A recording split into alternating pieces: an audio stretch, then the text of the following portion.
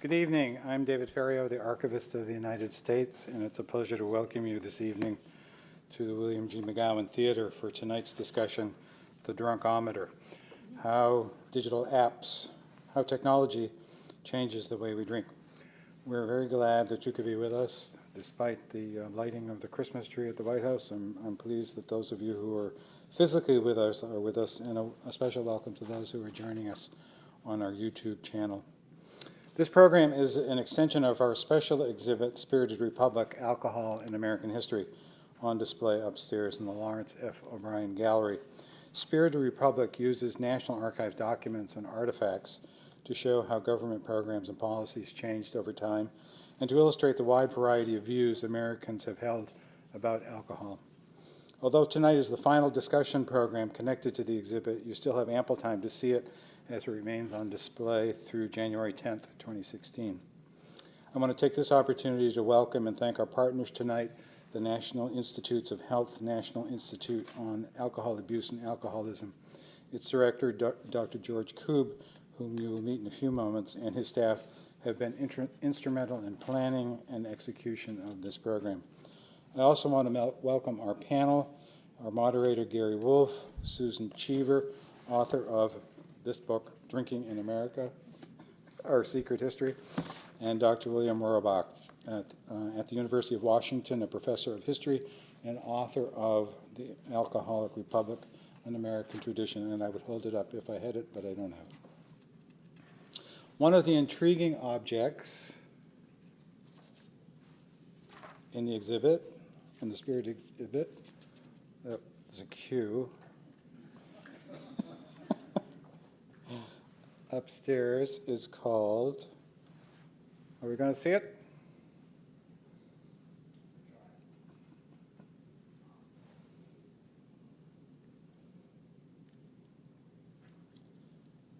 Anyway, when it comes up, you'll see a drunkometer. A biochemist named, there it is on that screen, so the stage principals can see it. A biochemist named Rorabaugh Harger patented this device in 1936 as a way to measure a person's blood alcohol content. Well, the first arrest for driving under the influence of alcohol was in 1897, and the first U.S. laws against driving while intoxicated date to the early 1900s. There was no way to easily determine the amount of alcohol in a person's body until Harger's invention. The drunkometer was the precursor to the breathalyzer, invented by Harger's collaborator Robert Borkenstein. Fast forward to today, the National Institute on Alcohol Abuse and Alcoholism has issued a national challenge to design a wearable or discrete device to measure blood alcohol levels, and that it is that challenge that was the genesis for tonight's discussion. And now let's meet our moderator. Gary Wolf is the co-founder of the Quantified Self website and the contributing editor at Wired magazine. His New York Times Magazine cover article about the Quantified Self remains the definitive description of the movement, which explores the use of technology for the purpose of self-knowledge through self-tracking. His contributions to this emerging practice have been covered in publications like Vanity Fair, The Economist, Financial Times Magazine, and many others. Gary's 2010 TED Talk on the Quantified Self has been watched more than 700,000 times. In 2010, Wolf was awarded the AAS Kavli Science Journalism Prize. Please join me in welcoming Gary Wolf and our panel to the stage.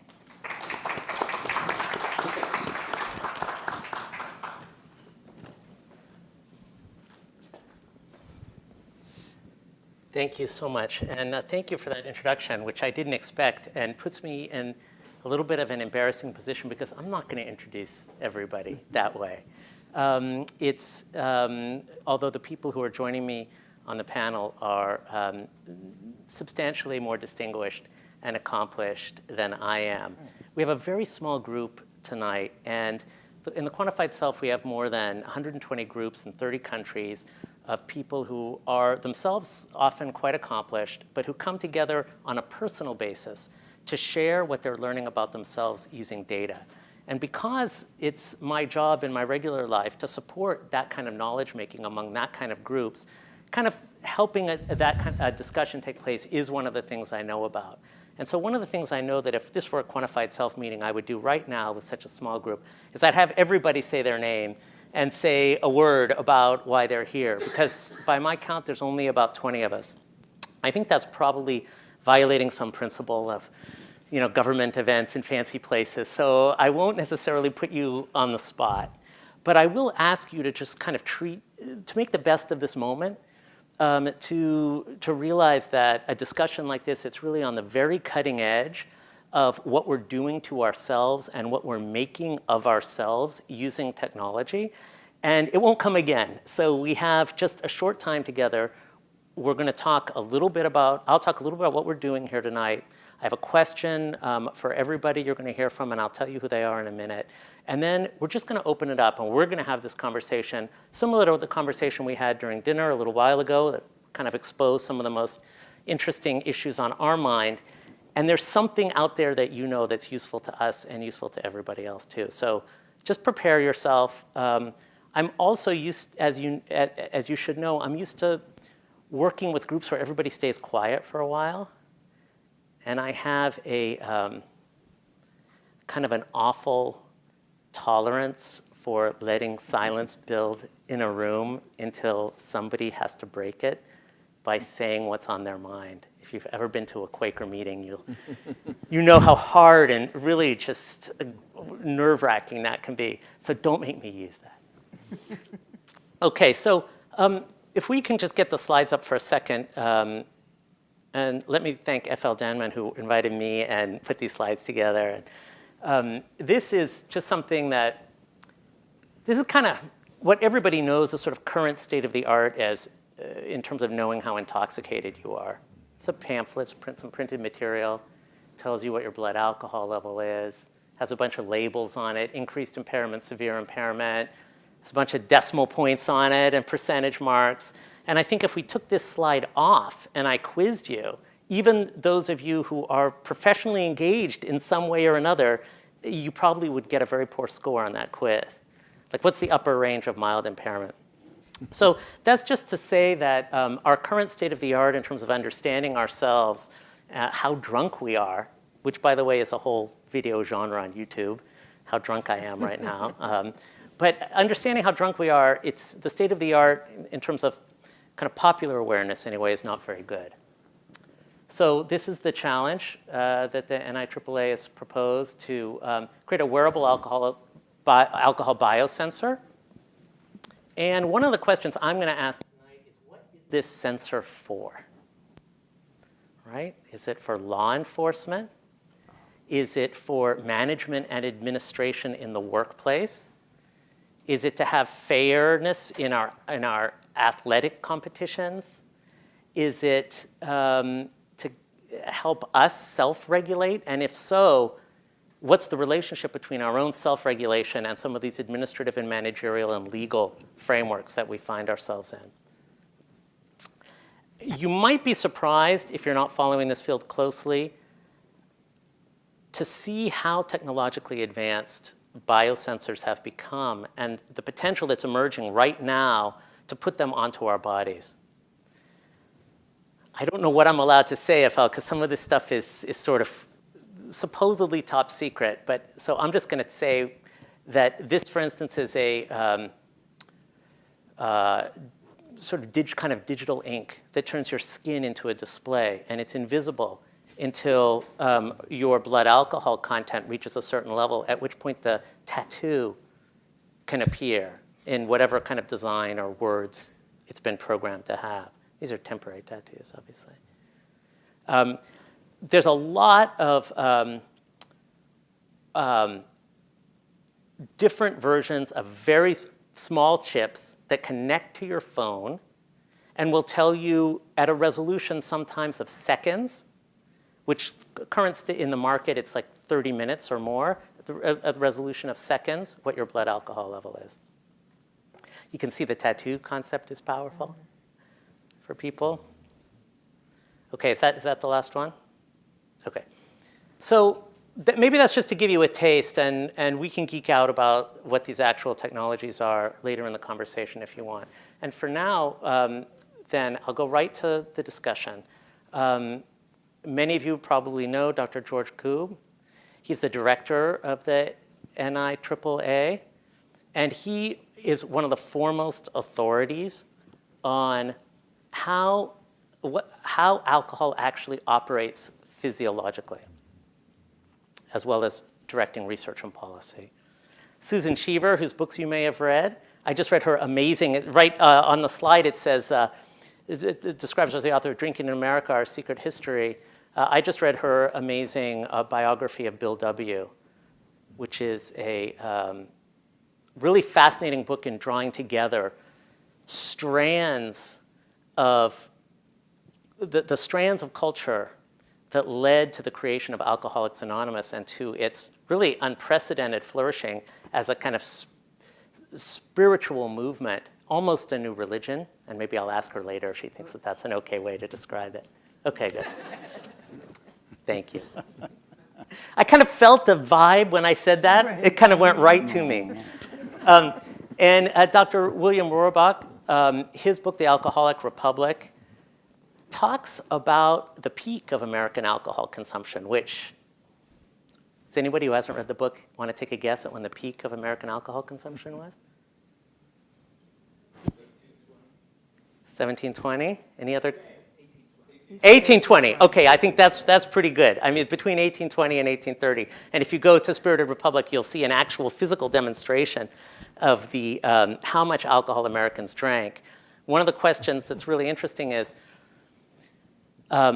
what caused that gigantic leap, but also what caused the steadiness in the background drinking, which is also kind of interesting because aside from that leap, the background rate is pretty steady.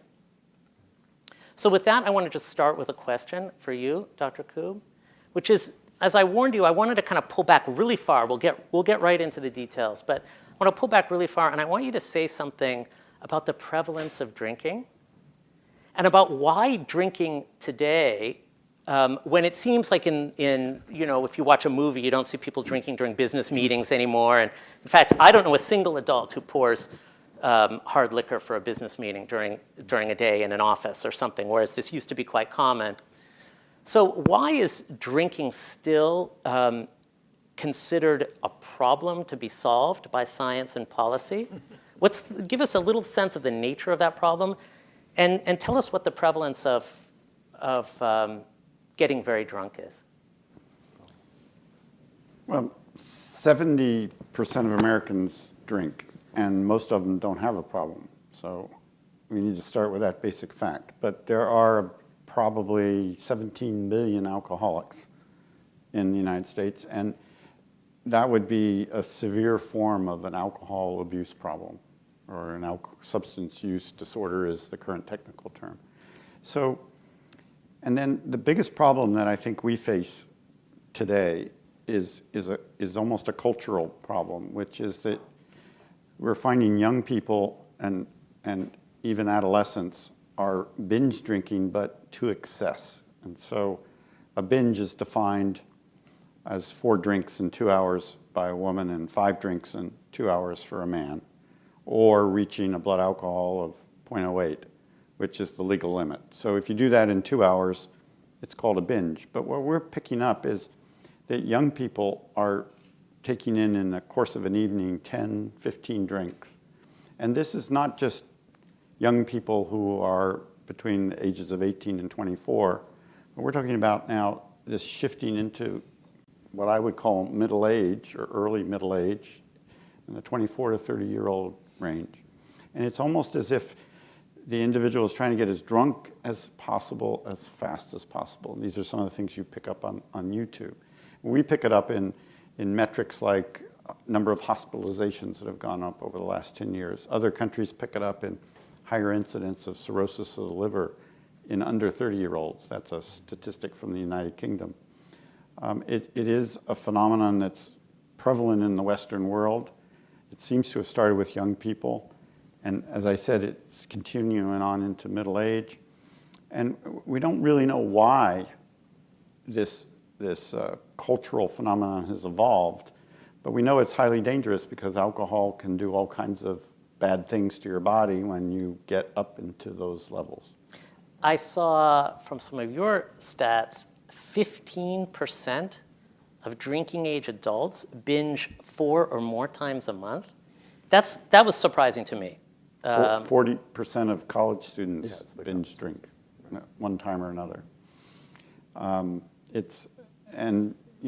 Some of them are 21 years old, but a large proportion of them are younger than 21 years old. So if you go to Spirited America and you see kind of how much did America drink over the years, and you see this big jump, which we'll talk about in the first part of the 19th century, and then you see this kind of flat background level of around 3 gallons a year, I think, something like that, if I remember how many tubs were stacked up there. And then you combine that with the fact that you say something new is happening in which you have a problem, a public health problem, population level problem. That suggests it's a small number of people, or that if the background level is the same, then some people must be drinking less and other people must be drinking more. Do you know who is doing the drinking? Who's causing that leap? Well, we know there's a genetic loading, and so you'll find that alcoholism runs in families. We don't know the specific genes that are involved. We know some of them. Some of them have to do with the alcohol metabolizing genes. Some have to do with parts of our brain that are involved in feeling good, and some have to do with parts of our brain that are feeling bad, genes that express neurotransmitters in those domains. But I can't tell you a specific pattern of gene or gene expression that's going to predict an alcoholic. We also know that stress contributes mightily to drinking problems, and there are developmental issues that contribute mightily to drinking problems. And a young person who starts drinking at 12 is of like 3 to 4-fold higher likelihood of becoming basically an alcoholic as an adult.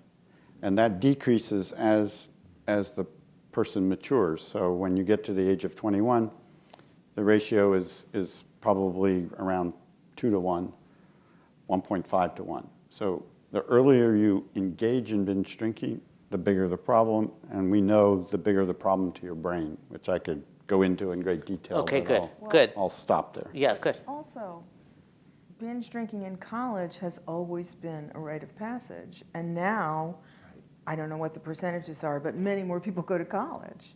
In other words, that So college is causing alcoholism, right? Drinking. Yeah. It was a culture of binge drinking when I was in college, and only 2% of the population went to college.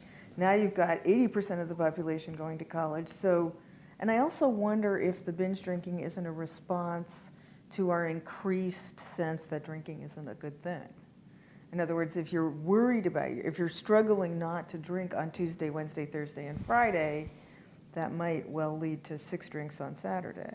Okay, so hold that speaking for thought for a myself. sec, because I want to prime this conversation with you, and then we'll just give a little chance to set the stage, because we're going to go very fast in a second. The subtitle of your book is Our Secret History. Are we going fast yet? Not yet. We're going to still go slow. We're going to go slow for a second. Okay. Because I want people to know who you all are a little bit, and then we can really just plunge in. Drinking in America, Our Secret History. So we have something new that's happening. We have kind of a big set the stage of like, there's a reason we're discussing this, and it's a pressing reason. But your book is about drinking, hundreds of years of drinking in America. And we all know that many people drink, but you call it a secret history. And I just want to press on this secret. What's the secret? It is a secret history, and I want to say as a footnote, I never could have written my book without William's book. In other words, you see here the genesis of one book coming from another book on this subject. It's secret because we don't learn it in school. I mean, I had no idea, I went to school, I went to college, I did my binge drinking in college, and I had no idea that the Pilgrims landed on Cape Cod because they were running out of beer, that their charter was actually for Virginia. I had no idea that the Revolutionary War was started in the basement of the Green Dragon Tavern. I hadn't put it together that Ethan Allen drunkenly captured Fort Ticonderoga, and that with those cannons he won the siege of Boston. So that therefore we started the Revolutionary War because we were drinking, and we won the Revolutionary War because we were drinking. I had no idea that, as Strobe Talbot has written, we started winning the Civil War when Lincoln fired his sober general and hired a drunk, Ulysses S. Grant. I mean, and throughout American history, it turns out Johnny Appleseed was not about apples, people.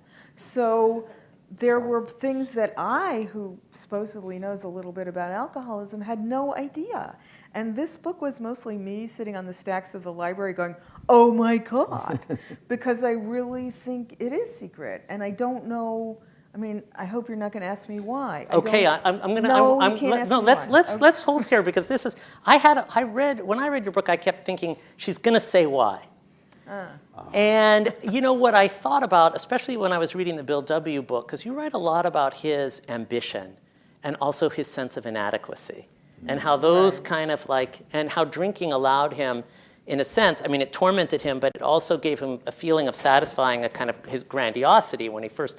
And I thought, is that what she's going to say about America? That you can't run for office without saying, we are the greatest country on earth. And if you don't say it loud enough, somebody will ask you again, could you please say again how you feel about America? And if you imagine a person who always needed to be told whenever they were in a social situation, you're the greatest person I've ever met, boy, you would maybe be describing a kind of alcoholic grandiosity. And I just wondered if you were going to go all the way there and say there's a kind of psychohistory of America. Well, there's here. that underlying thing, and that's the interesting thing about American drinking. Other countries drink more, other countries drink less. No other country was the drunkest country in the world in 1820 and outlawed it entirely in 1920. In other words, we get the prize for ambivalence. And that's an alcoholic pattern right there, right? Well, the kind it of is an alcoholic pattern, but I quitting think and binging and I'm happy to say that as a country, we love extremes. You know, we're younger, we're faster moving, which is already happening, I think, here on stage. We're starting to go. We're starting to go, and, holding us back. You know, but I'm not sure, I wouldn't say we're an alcoholic country. There's so many questions here. Why is it secret?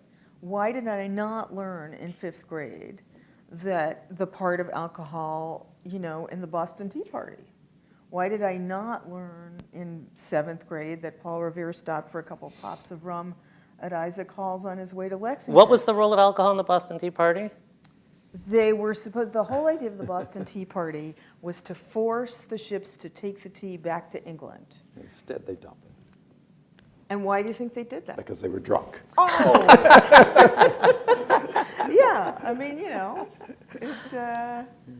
it made sense, as you so brilliantly Okay, so this wrote, is and good to move on to Dr. Rorabaugh, because I had a question for you that relates to this, which is, this is a remarkable episode that you write about, this kind of mass national binge, in a way, and you give a couple of answers about what happened. Mm-hmm. One is a very convincing economic kind of supply answer with just a kind of whiskey distilling and the economic incentive to ship your grain as alcohol across difficult land routes. This is really just a wonderful argument. Cheap liquor. Cheap liquor, supply. This is, okay, good. Then the other argument is a kind of psychohistorical argument about a generation that you say had high ambitions, but low motivation. And that, I just wondered if you could unfold a little bit, because maybe when we get to what's going on today, we might want to either say it's nothing like 1830 or it's something like 1830, but we might want to use some of the tools that you use in your book. Okay. So what happens in the 1820s is from the time of the Revolution to the 1820s, there's a tremendous amount of drinking that goes on, and it keeps getting higher and higher with each decade. And especially younger people are doing binge drinking. Does that sound familiar, right? And what's happening is that young people do not feel that they can be as great as George Washington or Thomas Jefferson. So there's an insecurity there. They look around and they're told, America's the land of opportunity, right? I mean, even that phrase existed then. And what opportunity is there? Well, actually, they find there's maybe not so much opportunity as they thought or wanted there to be, or at least for many people, the opportunities didn't work out. It turned out to be gambling, debts. They went bankrupt over and over again, and speculations, land speculations, and the like. And so, what you have, I think, is a culture that was coming up against the beginnings of the Industrial Revolution in the form of the transportation systems, the canals and the railroads were coming. The railroads are a little later, but the canals are already there, and the steamboat is already there. And that causes many people to lose their jobs. So you have, I mean, there is a similarity with today, the collapse of the manufacturing, or the high-wage manufacturing job in the United States. That's what's actually collapsed, to be precise. And so you have people who have, in entire towns that have been, industrial towns that have been devastated by this over the last 30 years, right? And so there is a similarity there. And you find places like one of the college campuses that has a big drinking problem is Bowling Green University in northwestern Ohio.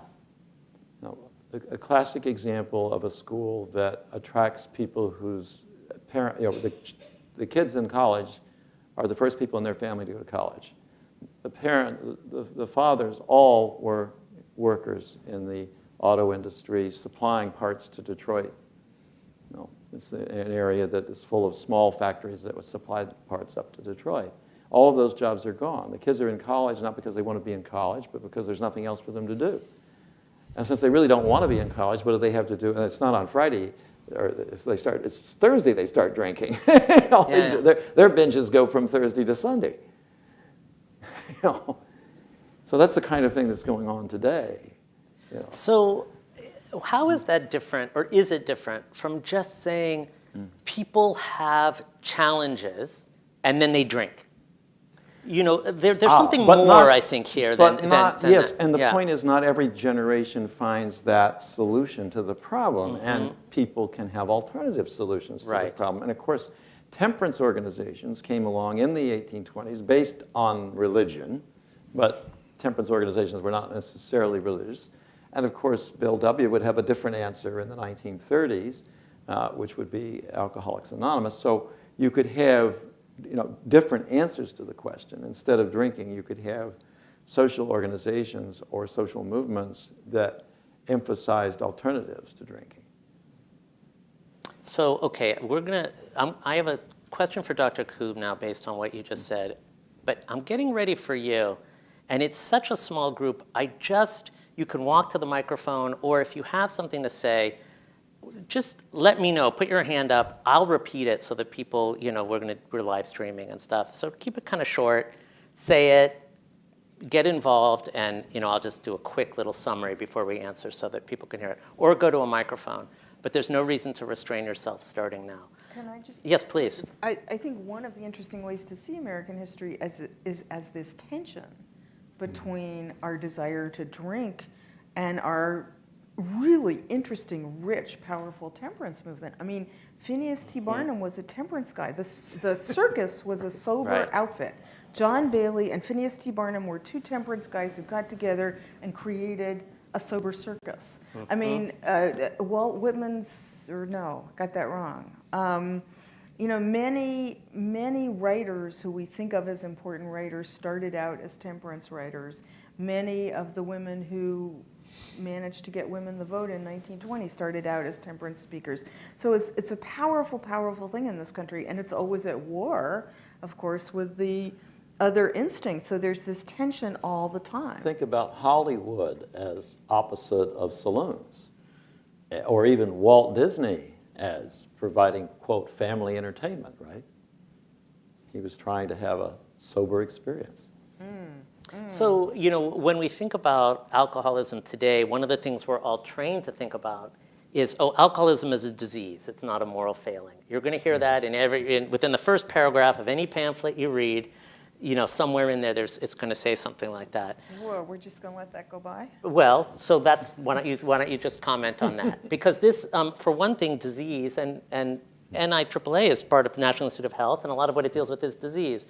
But one of the things that we think about diseases is that they affect individuals. They may be spread from individual to individual, but we don't,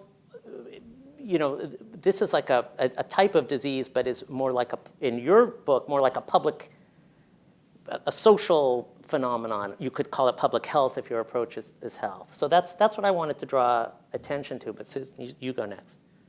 Oh, I just think, the disease model, it's a metaphor. I mean, of course, we're using metaphors all the time, and when we say that alcoholism is a disease, we're using that metaphorically, and in some ways it is a disease, and I think what we're trying to do when we say that, and I believe it's a disease, is that we're trying to take the lack of willpower piece out of it, and we're trying to make the point that for many people, drinking is not something they choose to do in the way that we choose to, say, eat a baked potato or sit up here on stage or drink a little water.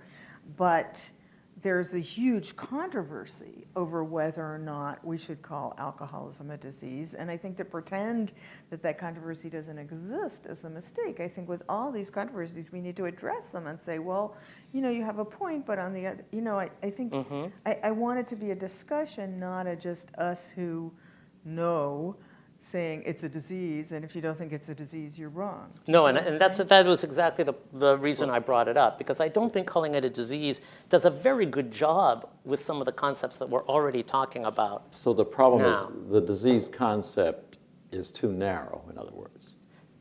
Is that? Yeah, that it just doesn't permit, there's a lot of topics that just kind of disappear from view when you say disease. Right, especially the social aspect. Okay. The cultural. I don't agree with that. Okay.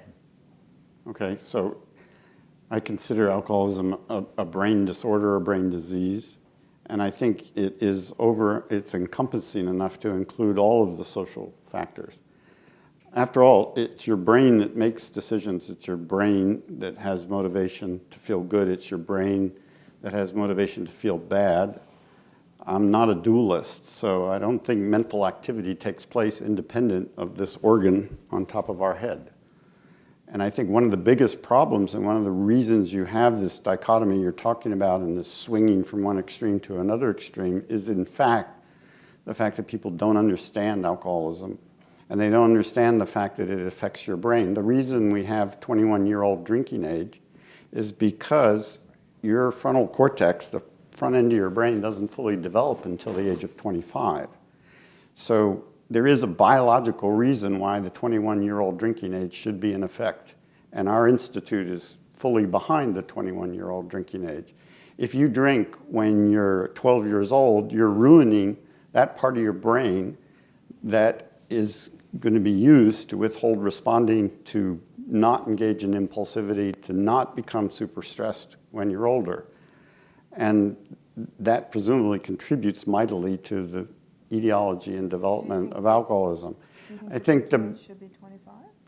Wait, say it louder, because everyone wants to hear. Well, let me finish one thought, and then I'll answer that one. But I think I see an advantage of the brain disease concept in that it takes the stigma out of alcoholism. Again, 70% of Americans drink. I don't think there's anything wrong with drinking. It's a social lubricant. It's used in every social interaction party that you see in Washington, D.C., I would imagine. Secondly, and to be honest, alcohol is served at the opening reception of the Research Society on Alcoholism meeting every year in June.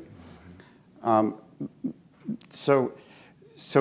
alcohol at low doses, actually, there's a pretty substantial body of evidence suggesting it can help you with stroke, preventing heart disease, and even preventing diabetes, believe it or not. But putting that aside, I think the biggest issue is that if we could treat the disorder, call it whatever you want, it doesn't matter to me, we could actually, and we don't, so less than 20% of alcoholics get any treatment whatsoever in this country. And I think if we continue to fight about this disease concept, we're going to always end up with, well, just buck up. You can stop drinking, And I just don't believe that. The brain is changed. But here's the part that I think is often left out of the argument. You can change the brain back. Now, you can't replace the neurons you've killed in your frontal cortex, but you can strengthen other neurons. And there's evidence for this. There's actually documented, published papers by our colleagues that we support at the National Institute on Alcohol Abuse showing that recovered alcoholics use a different pathway to get to the same place, as if you've torn your anterior cruciate, and now you have to strengthen these muscles here in your knee so you can continue to ski. Okay, so I have a question that anyone can discuss, including you can discuss it, because I think that all the reading that I did to prepare for tonight, so a lot of it very good and written by people here, none of it used neuroscience at all. The vocabulary of neuroscience is not part of the popular vocabulary of, I don't even want to say alcoholism, because alcoholism is just part of the story, of drinking in America, say, which is a broader topic. And not only is the vocabulary of neuroscience missing, but even the vocabulary of cognitive psychology is not really present. And I wonder if this is just latency, or if there's a bit of a clash of worldviews. And for instance, I think we just witnessed a little bit of a clash of worldviews in the sense that when you want to bring the language of neuroscience, language of science really, into the conversation, you want to go to a disease. You want to defend the idea of alcoholism as a disease with a treatment that we can understand through science. And I think, Ms. Cheever, you were saying, wait, maybe there's more to this than the disease. And I suspect that Dr. Rorabaugh would agree. So, are you guys and all of us, in a sense, just behind Dr. Koob? And we'll catch up eventually when enough popularization of science is done so that we understand it. Or is there's a bit of a kind of a yes? Does the disease start once you start drinking, or is the disease present prior to anyone taking it? Does the disease start with the first drink, or is it there already? What a good question. Both. Depends on how you define disease. Both. Yeah. Can't be both. It can be both. If your amygdala has too much CRF and you're born that way and you were abused as a child and then you get even more CRF and you're constantly stressed out, you may never have taken a drink, but the first time you take a drink, it solves that problem in your amygdala, and it's as calm as a cucumber and you feel as the best you've ever felt in your life. So I would argue that in that case you were born with it. But on the other hand, if you've drunk yourself silly as a 14-year-old or as a college freshman, you have caused your amygdala to express that neurotransmitter, which makes you miserable. And now the only way to fix it is to continue to drink. So I think you can get there both ways. You can be born that way, you can drink a lot, or you can be abused as a child, or any combination therein. But I'm a brain disease guy, so you're just going to have to deal with me. No, and I think we have to deal. I think this is when I read when I read about alcoholism and I don't see any neuroscience in it, I don't see any cognitive psychology in it, I think, well, this is work that we all have to do. I mean, this is just some intellectual work that's required. But the idea that childhood abuse leads to alcoholism is that's fascinating to me. I mean, can you elaborate on that a little bit? Well, I think there's pretty good data preclinically, and I think there's pretty good epidemiological data to suggest that stress contributes mightily to the development of alcoholism. If that stress is during development, it sensitizes some of the systems in the brain that we know are engaged in the process of alcoholism. Now, it's not the only way. There are some people who are very resilient, and they grow up resilient because of some of the stress they experience during development, but others are very vulnerable. And again, it could be genetic makeup, it could be the severity of the stressors, but I think there's pretty good evidence that stress in some individuals is setting the stage for a vulnerability to alcoholism. Obviously, if you never drink because your parents were alcoholics, and you join Al-Anon, which there's nothing wrong with that. I've had plenty of friends that have done that. You still may have the vulnerability, but it'll never express itself because you never drank, because you protected yourself. So is this a link potentially between the kind of large-scale social theories where you see a whole generation undergoing a certain kind of stress, and then by bad luck, they come of age when there's a massive supply of cheap alcohol, and patriotic reasons, as you say, you say it's patriotic to drink whiskey at this time. In the early 1800s. Yeah. Or, Jack Blocker in his book Cycles of Reform talks about the rise and fall of alcohol consumption over many generations. And it's interesting, consumption, after Prohibition was actually very low in the 1930s. And of course, one reason was that people were poor. They couldn't afford to buy a drink. So, and then there was a generation, you think about it, if you were born in 1900, you would not have been able to take a legal drink until you were 33 years old. Perhaps by the time you were 33, you no longer cared. I mean, of course, you people were protected. Yeah, so you were protected, and so because maybe you would have had some moonshine during the 20s, and maybe it would have been so rotten that you wouldn't have done it more than once.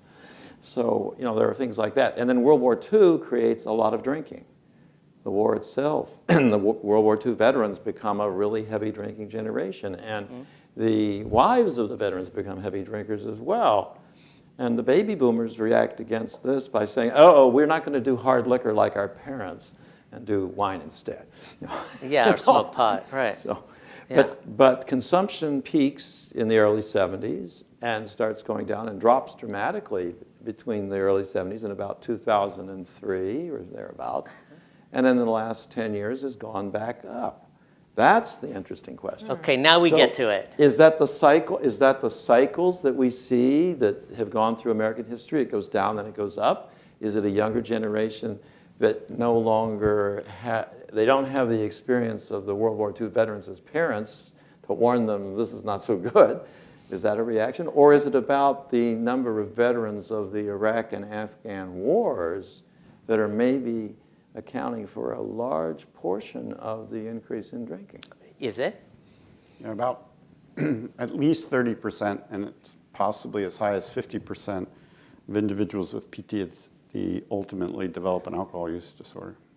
It's the other drug they do are opiates, and presumably for the same reason, to blot out the pain. And with alcohol, it's probably more the emotional pain, but with opiates, it's probably both physical and emotional pain. Right. That's a fact. I mean, we have a huge alcohol problem with PTSD. It's one of the future priorities of our institute. We hope to start initiating some work on this in the next year coming up, God willing, and the budget not declining. Right. Yes. My question is, there have been several references to increased drinking over the last 10 years. Is that number of people who drink, period? Number of alcoholics? Binge drinking? Right. So let's break down what is the increase that we're talking about.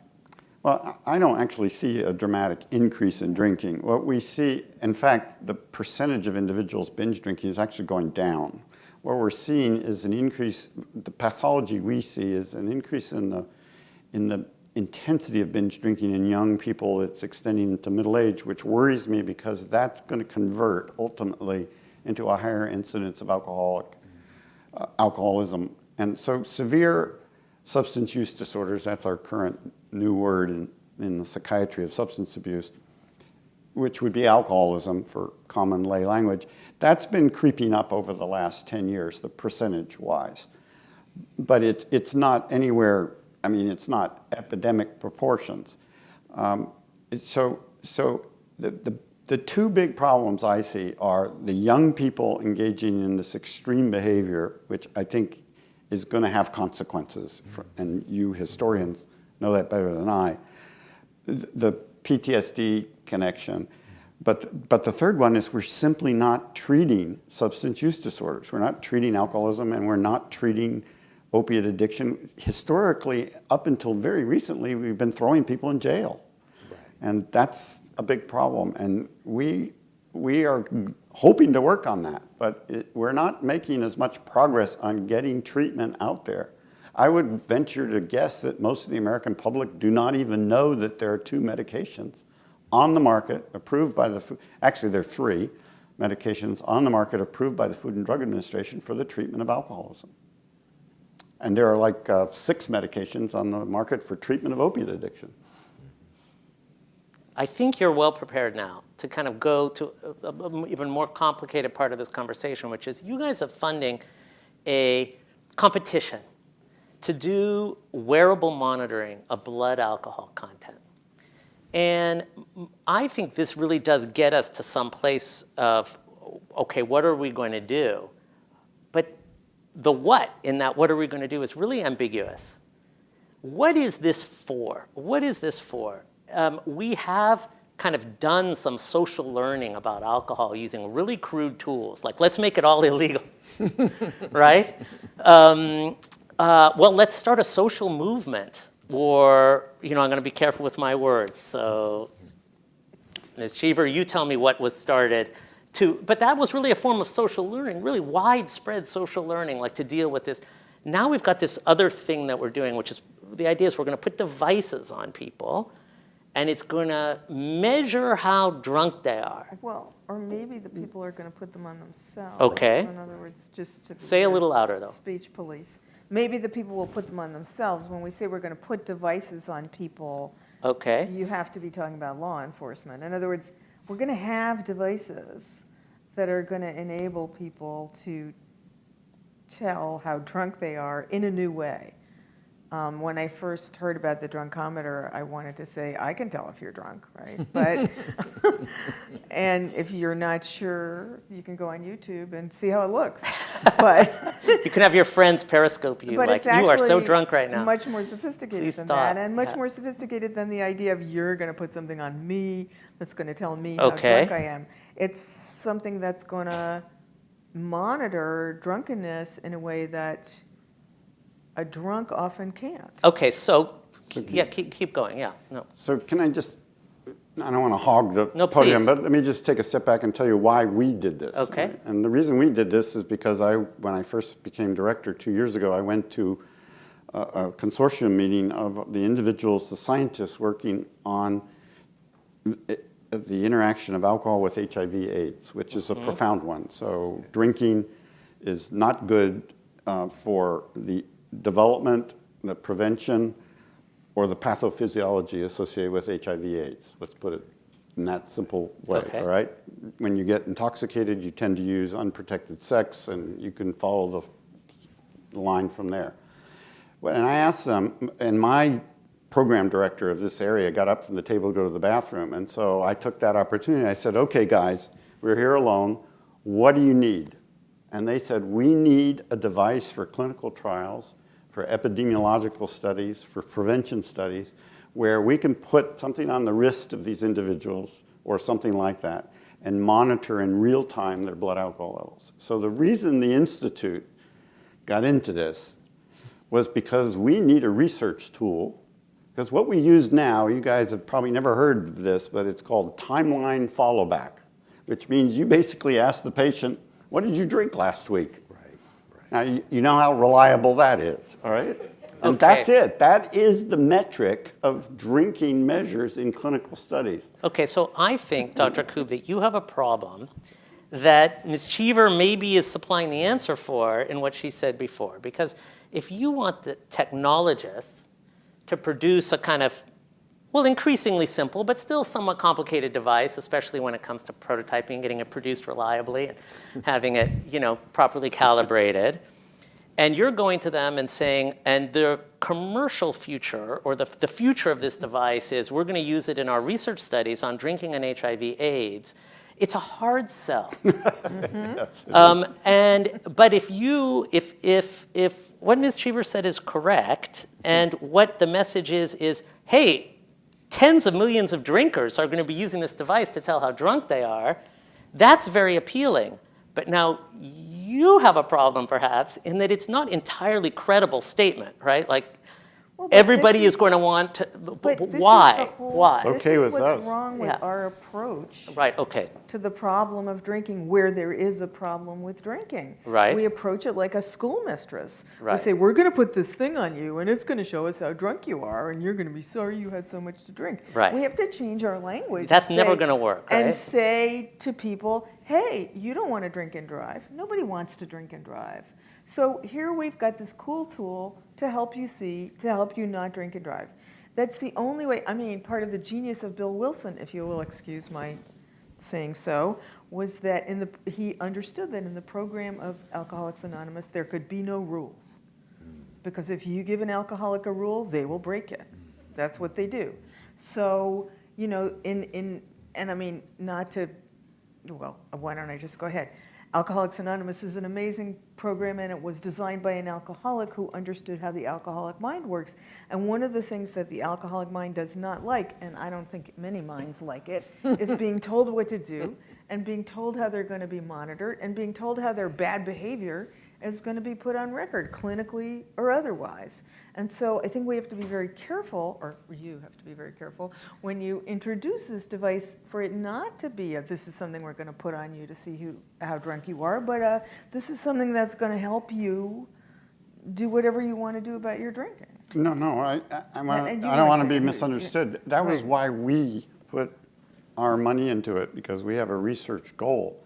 But I have a dream, which is your dream. Right. Which is that this would be a sexy device that you would wear on the runway in Paris, not the runway for airplanes, the other one. That would be so great. Wouldn't that be great? Oprah, look at my Drunkometer. And that we could start to poke a hole in this cultural phenomenon that we have to get as drunk as possible, as fast as possible, by having people actually monitor themselves and saying, well, no, this is my limit for tonight because I want to be able to drive home, or I want to be able to walk home or bicycle home in a healthy way. And that their significant other that's with them might even say, hey, you know, your cell phone's going off. You've already crossed 06. And Right. it's time for you to... Exactly. So I'm going to ask Dr. Rorabaugh one more question, and then I'm done. So you guys, you're going to have to sit through a whole half hour if you don't pipe up. That is, what I hear being described as a cultural change, because we're describing kind of questions people ask about themselves, expressed quantitatively. You know, I want to know a number about myself. This is not something that people do all the time now around drinking. They do it around some But they do other it around areas. other things, Right. which is the difference between now and 30 years ago, because the technology didn't exist, right? Right. So maybe we're entering into an era because the technology itself is driving the agenda on what we can know about ourselves in real time, easily. I mean, that Well, has tremendous implications And in that's large the ways. gift, right? Because nobody wants to ruin their immune system. So if people see what's happening to them as they do whatever, let's not, you know, they can make an informed choice. That's the problem now. That's the problem in colleges. These kids are not making an informed choice. They don't have the information they need to drink 5 drinks, however many times a week or a month they do it. They don't know what it's doing to their brain. They don't know what it's doing to their liver, and nobody's telling them that. And the question is how to get that information to them without making them go, whoa, whoa, whoa, you're taking away my beer. We're not. It's just important for them to know what exactly is happening. But I good guess and what I was bad. getting at is, I think that is a kind of an information transfer model. Like, Right. can we? But I think there's another piece that it's in your book, and it's in Dr. Rohrabach's book too, which is that there is, beyond information transfer, there's a sense of like, what are the goods? What are the aspirations? What is it that's really floating your boat, to use a technical term? Well- Like, that's why you do it. It's not, you know, there's something you have to have. But this comes back to social context, doesn't it? Right. And that's what you're pointing Yes. out, is that it's not enough, because the technology allows individuals to find out about themselves. To get a number, yeah. About himself or herself. But that isn't enough, because without the collaborative social project, it won't actually work in the real world. Because drinking is a social activity, right? So that's Right. And the temperance movement, as you point out, Understood that. on the one hand, it's kind of a moralistic, you know, don't do this movement. Right. But on the other hand, it's a social occasion. It's a chance to kind of share your aspirations and your hopes and fears with others. These are fundamental human needs Right. that you might have served in a bar, and now you're serving them. And maybe there's what I sense out of this conversation is that the drunkometer, modern drunkometer, is, for it to even exist, it has to be embedded in some kind of. Right, but what you just said, I think, is so important. The temperance movement and prohibition is one of the great failures that our country has ever experienced. I mean, it just didn't work. Well, and it didn't work because it was people saying, you shouldn't do this, this is Yeah. not good. But let me partly disagree. Okay. Prohibition, I think, was a failure. All right. And that was because people didn't want to be told, right? Americans Exactly. especially don't want to be told. Right, we don't want to be told. And maybe alcoholics And especially we don't. certainly don't want to be So scolded. that part, but there's another part of the temperance movement, which was a temperance movement of self-discovery. And those people actually, in some cases, opposed prohibition. They said that temperance meant Right. individuals should drink less. Individuals should be more cautious about their use of alcohol. They didn't necessarily think that you should abstain from all alcohol. They simply thought you should be temperate. I mean, that whole word temperance itself starts with moderation. And that goes back to the concept of perhaps this monitoring system, producing an idea of moderation. So Right. there's an alternative way of looking at it there. Now we go out, and let's exercise some discipline and make somebody else speak. There's somebody. I had a question about addiction. I think we're at the vanguard of a new marijuana being legalized. Where do you feel that's gonna, where will we be in 100 years? If we have the same conversation, 100 years of legalized marijuana, what would you say? What happens after we have Are you 100 years of asking me legalized or marijuana? Bill? I live in Washington State, so Seattle has 320, I think, medical marijuana outlets. Many of them near the University of Washington. It's amazing how many sick students there are. And what one worries about is, going back to the brain Right. development issue, is when you find out that, this is now a problem in middle schools because marijuana is being sold in the form of edibles, which of course have a lot of sugar or sweets. And there's nothing like a 14-year-old and a cupcake. And the 14-year-old may not even realize that the cupcake was a marijuana cupcake because there's no real identification to it. But there have been, a number of incidents in the last couple of years about this that raise questions, I think, about where we're really heading with this. And I don't have any answers of where we're going to be 100 years from now, but if marijuana really does diminish the brain capacity of adolescents, then we will simply become a stupid society. But that's what they used to say in the 60s, wasn't it? Go get stupid, wasn't that what smoking pot Dr. was? Koob, what do you think is happening out there with massive amounts of free? Well, Dr. Rorabaugh put it very well. I mean, what we're picking up already in Colorado is an increased use of marijuana and a parallel increase in marijuana addiction. And one of the things that we have to get across to the American public is that marijuana is addictive, and it does have deleterious effects. And while you're stoned, I'm going to repeat this so everybody gets the gist, while you are stoned, and I mean heavily stoned, you're losing about 10 to 20 IQ points, okay?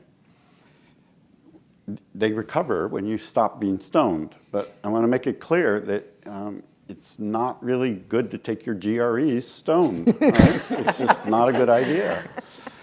And I think there are concerns about marijuana. I suspect it's not going to be 100 years. I suspect that I'm going to make a prediction. I'm not the director of NIDA. You can talk to her. But my prediction will be that you'll see a reversal of this trend for legalizing marijuana. I think it should be decriminalized. I don't think anybody in academia would disagree with that.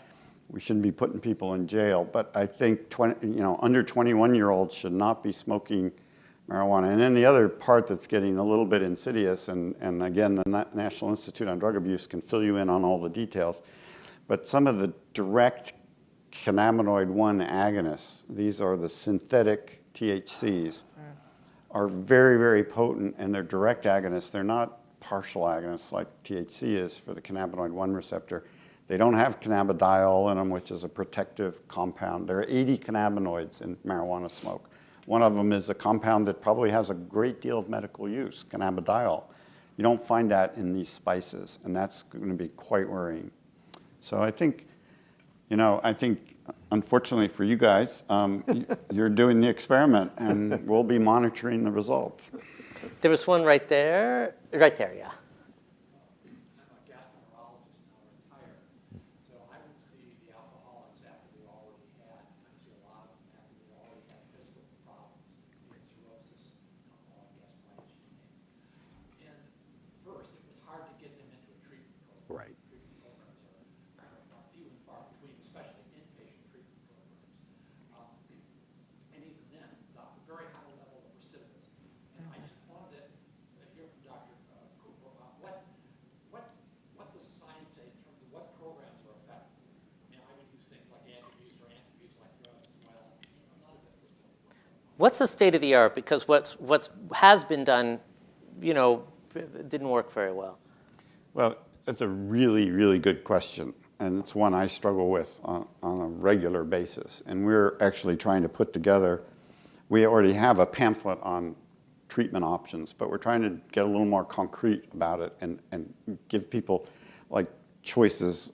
We've launched if I'll just segue for a second, we've launched a menu for prevention programs for college campuses called College Aim. But I would like to do the same kind of thing for treatment. The options are also in flux because the managed care systems like Kaiser are starting to embrace treatment. They're starting to embrace brief interventions as part of the prevention. And what really is the problem is the referral to specialized treatment. And that's kind of where the interface didn't occur for the patients you saw because they never got referred to specialized treatment. Sorry? It wasn't available. And we do now have parity for mental health and substance abuse treatment, and that includes alcoholism. So the hope is that that parity will be translated into the medical community and to treatment. It's sort of on its way, but if you read Patrick Kennedy's book, which I just finished, you'll find that it's still sort of on its way. And so we're not there yet. The American Board of Addiction Medicine is close to having a diplomate status for a specialization in addiction medicine. There are legitimate 28-day treatment facilities that do detox people now and often take insurance. The problem is what happens after they get out of the 28-day facility, because that's by no means a cure for alcoholism. Then in between, you have Alcoholics Anonymous. You have clinical psychologists who will specialize in substance abuse treatment. You have others who specialize in cognitive behavioral treatment, which is very effective. Often in these 28-day facilities, they may start you on one of the medications for prevention relapse, but you need to be followed to continue those medications, to continue going to regular meetings. It's a long process of recovery. It takes, people often used to ask me, well, how long, doc, before I won't relapse? Well, you can't really say, but if you use smoking as an example in smoking cessation programs, it's usually 12 to 18 months before there's this switch around. And then the smoker, or the former smoker, doesn't want to be around cigarette smokers. He doesn't want, or she doesn't want to even engage in those kind of situations anymore. But So that it's doesn't even always happen. Wait, say that again. Say it louder. Susan. Oh, I'm just being content. That doesn't always happen at all I haven't had a drink in 23 years. I often want one. Right. So that switch that you're talking about is a wonderful idea, but And we don't it doesn't necessarily, always tell me if happen. I'm Doesn't always wrong, happen. that switch, you're talking about a metaphorical switch. Yeah, We I'm don't talking about- actually know Right, Yeah. no, no, what yeah. is But- the switch. Yeah, I'm just It would be talking nice about to know that. that generally if somebody makes Right. it to 12 to 18 months, they have a better chance. Yes, That's absolutely. what I Right. mean by the switch. Right, yes. Let me introduce a little bit of a new topic. Susan talked about a little bit about forcing people to wear a wearable device. What if we could start looking from a different point of view? That is using the wearable device that measures alcohol as an adjunct to therapy. Adjunct to therapy, how would that work? It might be working in many different ways.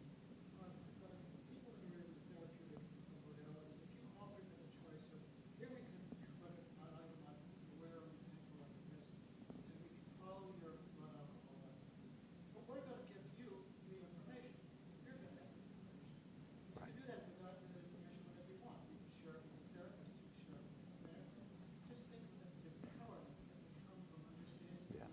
Yeah, exactly. Yeah. Because alcoholics never believe. If they said I was sober for a week, the whole weekend, nobody believes it. Oh. But if they had some evidence of a sobriety, that would be a very powerful incentive to maintain that sobriety. And I think that's the real value. That's very interesting. To be an adjunct to a therapeutic strategy. So the suggestion, just in case it wasn't audible to everybody who's watching, was that the wearable can be an adjunct to therapy. It's for the person, to empower the person, but it's also for the person in the context of a therapeutic relationship or whatever treatment that they're undergoing. Imagine the estranged husband who calls his ex-wife or separated wife and says, honey, can I come home on Sunday to have dinner with you and the kids? And she says, no, you're never coming back in this house. I'll never see you again. He says, no, I've been sober. She says, you're a big liar. I know you're a liar. I never can believe you. He said, well, what about checking this website for me? I've been sober for 3 weeks and 4 months, whatever it is. That would be a tremendous reinforcement to maintain the sobriety and have sobriety as But the great thing about what you're suggesting is that it gives the power to the alcoholic. It doesn't infantilize him or her. It says, let's see if you can stay sober. Go for it, you know. the recovering alcoholic the evidence of their own sobriety. Right. Yeah. So it's not evidence of drunkenness, it's evidence of sobriety. Right. Nice. Yeah, interesting. Yeah, that's the key. Or even in some cases, people may have a slip, but it may not be a major slip. Right. You can even prove that. Right. I mean, Right. and there is a reasonable argument that complete sobriety is not necessarily absolutely necessary in all cases. That's what we aim for. That's what we recommend at NIAAA. But there are, let's face it, reality is that sometimes things happen. Yes. So to go back to NIAAA's challenge to develop this wearable biosensor for alcohol, is that something that's going to require FDA approval? Yes. Okay. The simple answer is yes. We now, I believe, all devices have to go through the FDA, much like a drug does. I don't think it's quite as an elaborate procedure, but it will have to be. But it'll be done. We are not going to make the biosensor and sell it. Okay, I hope that's clear. This is a challenge to get the private sector engaged, and we have 8 submissions. But Some. as a representative from the company that created transdermal alcohol monitoring, we might be willing to That's- create such a thing, but We're not going to make one. the process is long and Yeah, we're not going to make one. We want you guys to make one. One thing is, though, that I think that in the quantified self, where there are many tool makers making biosensors, it's a question they all ask themselves, like, is this a medical device or is it not? And if it's a medical device, it's worth so much more money, but they may fail before they get all the way there. And if it's not a medical device, they can't really talk about what it's good for, but they get to do it so much faster. And so I've heard this discussion for years, including the discussion taking place with the FDA present at some of the meetings, especially around diabetes monitoring. And I think the scene is changing quite a bit. I think the FDA is really moving on these biosensors. So that's just to And I help think you have to work with the FDA. I mean, Yeah. we work with the FDA on every clinical trial we do for a medication. So, And they are moving. They are moving. yeah. They are recognizing that a biosensor that gives you a data point is not the same as a drug that has potentially unknown side effects on subpopulations and things like that. FL. I'm also at NIAAA, and I called the FDA to find out about this. And I gave them some scenarios, and they were very helpful, and it is not so arduous. And this came after I heard somebody stand up and say that it would cost them $6 million to go through this process, just in fees and services for the FDA. And I thought, well, that's insane. Right, well, I have the contest, yeah. So I called to find out, and depending on the size of your business, it's, at the largest, several $100,000, but more often, under $10,000 to get through the process, to get the approval. And they will answer all your questions. They were very helpful. They have many people asking them about this, so yeah, they're very, It's yeah. invasive, that's a different. Yeah, that's a different. Right. It's not puncturing the skin or burning the skin with a laser. or inserting digital ink that turns color under your skin based on a little piezoelectric sensor. Yes. I wanted to get back to treatment just for a minute.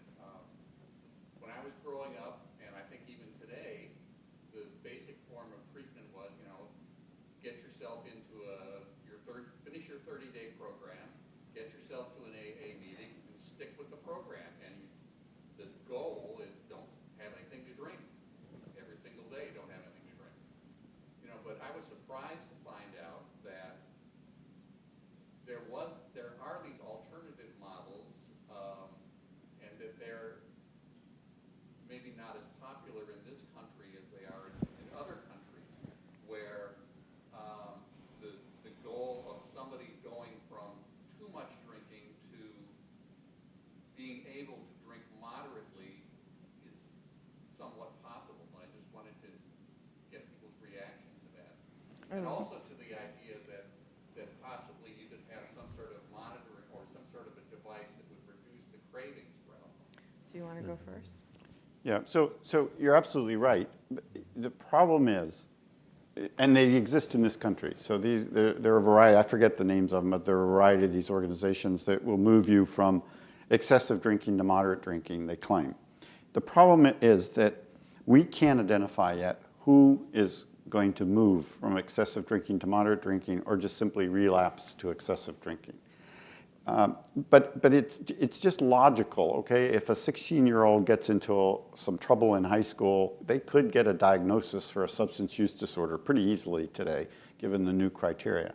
They might even meet the criterion for what we used to call an alcoholic. But I think the probability, if they got proper treatment, that they someday may evolve into a social situation where they have a drink once in a while may be high. But on the other hand, there's no way I want somebody with 3 DUIs who's been, pulled over so many times by the state police going to a moderate drinking facility to come out and say he's going to moderately drink again.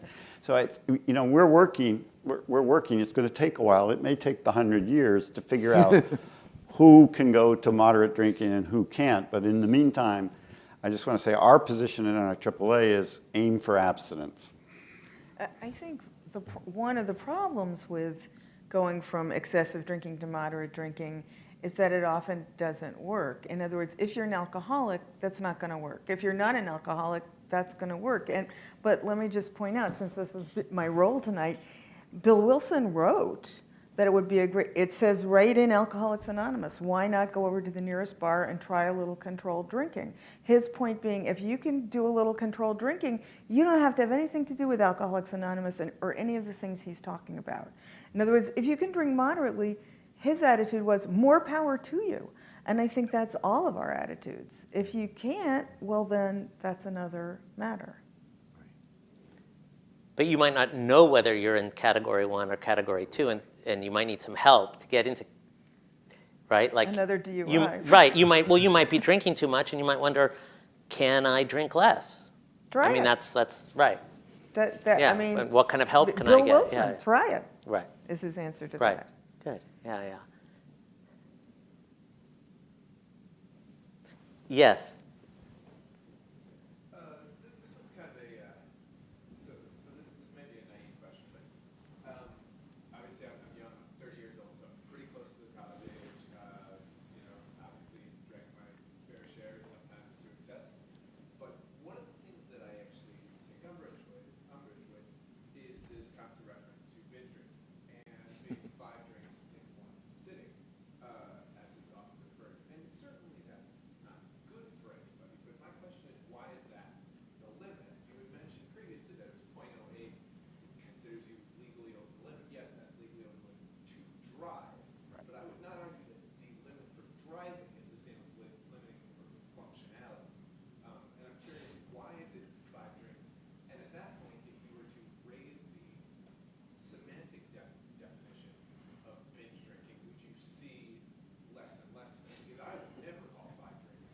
Like, you talk to a college kid and say, is 5 drinks binge drinking? They'd say, absolutely not. And that would be a counter-argument that it's not drinking to black I think this one's for you. And I think this is an important point, because also if you don't have a good definition, then you might be missing some important distinctions, right? So let's say you have 100 people, and you have 20 of them that don't drink at all. You have 30 of them that never have more than 2 drinks. But then, and let's say you have, whatever, 40 of them that have 4 or 5 drinks in a single session. But if that's all you see, and you miss that, like, okay, of those 40, 25 are having 5 drinks over 2.5 hours or something, and the rest are having 8 drinks in an hour and a half, then you've really missed something that you don't want to miss, right? And so why don't you just address that? Because I think it's gonna hurt the understanding if people think, oh, they call it binge drinking, but we all really know it's not really binge drinking. Yeah, come on. Okay, so I was on the committee at the National Institute of Alcohol Abuse and Alcoholism as a professor at the Scripps Research Institute. I was on the National Advisory Committee and the subcommittee that developed the 5-4. The reason we developed the 5-4 was we did it again for research purposes, because that's what we do. It has been also adopted by other organizations, including, I believe, the dietary guidelines. I think it's in there, or I'm not exactly sure whether it's in there or not, but it's in the national surveys. So it's been widely adopted. Now, the biological reason for it is that you not only can't drive a car at 0.08, or shouldn't be driving a car at 0.08, or let me put it this way, I don't want to be on the highway with you if you're driving a car at 0.08, but there is a change in your behavior that's significant. And yes, if you're a 300-pound football player and you have 5 drinks in 2 hours, you're not going to have a BAL of 0.08. You'll have a BAL of 0.04, and that's fine. And so the 5 is just an average, and it's an average for a 160-pound person, a 70-kilogram person. That's the average. The real marker is of reaching a 0.08 in 2 hours, and 0.08 it is a standard that doesn't matter whether you're a 300-pound football player or a 100-pound ballet dancer. At 0.08, there is significant impairment in how you think, how you make decisions, how you interact with members of the opposite sex, how you can coordinate walking down those stairs, how you can drive heavy machinery. But don't we just call that being drunk? Well, wait, and can you... I mean, is there a difference between being drunk and binge drinking, or have we lost that distinction? Wait. Can you also say something about what happens inside your brain? Because that's... Well, your frontal cortex shuts off. Come on, yeah. I want to hear this. And when your frontal cortex shuts off, that's the part of your brain that you use for making decisions and executive function and delaying reinforcement and making choices, then you're much more impulsive, and it also disinhibits your stress system. And so you're more likely, when the alcohol wears off, to have a hyperreactive stress system, wake up in the middle of the night, unable to sleep. All the signs and symptoms of hangovers are going to be greater if you're at that level. We know some of what happens. And I don't know whether you've ever watched videos of people who are at 0.08. I guess they're on YouTube. But the other insidious part is this emotional liability that starts to kick in at this blood alcohol level, which is 1 minute you're really happy and you're chatting up everybody, and the next minute you're getting a little paranoid because that lady is off with your, there's some sexual competition going on. This is the level when disinhibition is sufficient that fights occur. I'm not going to get into the other parts of violence. We'll leave that go. But I mean, I think it's just a dangerous level to be at. I don't care what you call it. You can call it being drunk. You can call it being super intoxicated. You can call it a binge. We use binge simply as a marker. And I was in college once. It was a long, long time ago in a galaxy far, far away. And we did not binge drink. We drank, but we didn't go in. And it's worse than just binge drinking. I mean, we have college presidents tell us that kids now are working their way, they're working on a blackout. I mean, they want to drink as much to get to a blackout. A blackout is around 0.15. That's twice what binge drinking is. So binge drinking is just a marker. And my feeling would be that if you say, well, binge drinking's okay, and maybe it is in Finland, I don't know what the drinking... Sweden, I think. Sweden is the cutoff would be for their binge drinking. And I don't want to get in trouble with any Swedes here. But, I would say that then what I see people doing 10, 15 drinks now in college campuses. And, my son is in college, so I hear it from both ends of the world. Yes. I was going to say that, of course, Dr. Koob's talking about the neurologic effects. I mean, there is something we call alcohol poisoning. Yeah, exactly. It's not just the brain, but That the liver. Alcohol is very hyperosmolar, causes significant metabolic effects. Probably once a week you read about a college student who binge drank. Literally drinks to death. Yeah. Alcohol poisoning. Right. It's a serious. So, but here's the thing that I was raising, and I think it's in your question, and I think, I have this experience sometimes as a journalist who talks to a lot of scientists of trying to kind of represent like how what's being said might sound like when it's heard by people who aren't in the conversation every day. And I think your question really kind of gets to that. I think the word binge and alcohol poisoning and blackout, this is one kind of drinking.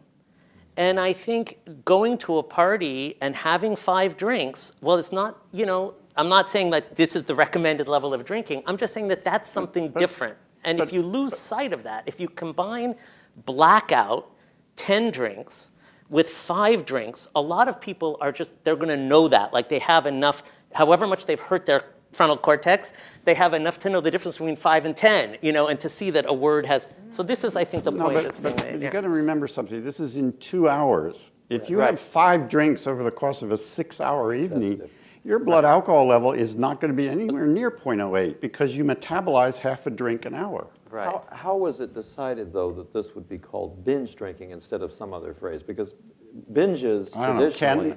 Ken, how did we decide it was called binge drinking? The word was being used very often by many different groups in many different ways, and there was no consistency. There was a lot of literature that was out there talking about binge drinking. It was defined all over the place. And that was one of the reasons why NIAAA took on the task as its National Advisory Council to come up with a recommendation of what a good standard would be.